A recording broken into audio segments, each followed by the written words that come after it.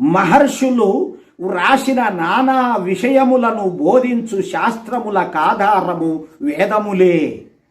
వేదములందు ప్రాకృతికములు అప్రాకృతికములు అని రెండు పేర్లు. ప్రాకృతికములు అంటే జడ వస్తువులు, కదలని ప్రకృతి వస్తువులు, తినేటివి కానీ, మనకున్నటువంటి శరీరాలు కానీ, జంతువులకు ప్రాణికోటికి ఉండేటువంటి శరీరాలు కానీ, అటువంటి అలాగే రాళ్ళు, కొండలు, గుట్టలు, రకరకాల నీళ్లు, ఎన్నో ఎన్నో ప్రపంచంలో ఉన్నటువంటి వస్తువులన్నీ ప్రాకృతికములు అంటారు. అంటే ఇవి కదలవు. చైతన్య శక్తి లేకపోతే ఏదో ఒక శక్తితో మాత్రమే కదులుతాయి. కాబట్టి వాటిని ప్రాకృతికములు అంటారు. అప్రాకృతికములు అనగా ఈ యొక్క జీవుడు ప్రకృతితో చేయబడిన వాడు కాదు.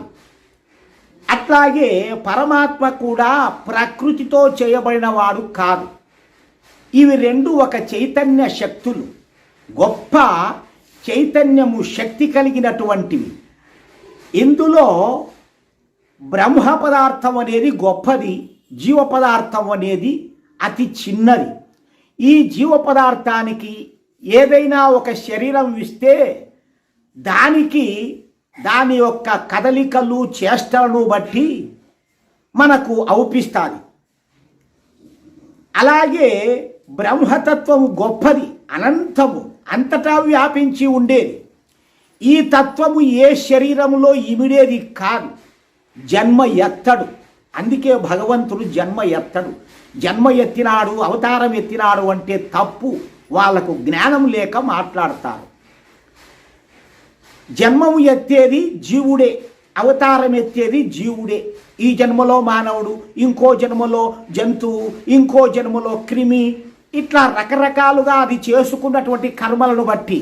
కానీ ఒక్క వేద మార్గములో సకామ కర్మలు చేసుకుంటూ యజ్ఞముల ద్వారా జీవించేవాడు మాత్రమే ఖచ్చితంగా మనుష్యులై పుడతారని నేను నొక్కి వక్కానిస్తున్నాను.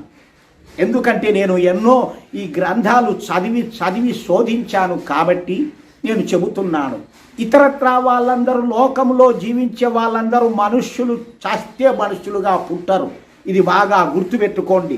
ఈ పొద్దు పోయినాము, ఈ పొద్దు వచ్చినాము అని, మా దావ మాదే, మా పాట మాదే అని జీవించే వాళ్లకు వాళ్ళ జన్మలు వాళ్ళకే వస్తాయి. జంతు జన్మలు, క్రిమికీటకాది జన్మలు.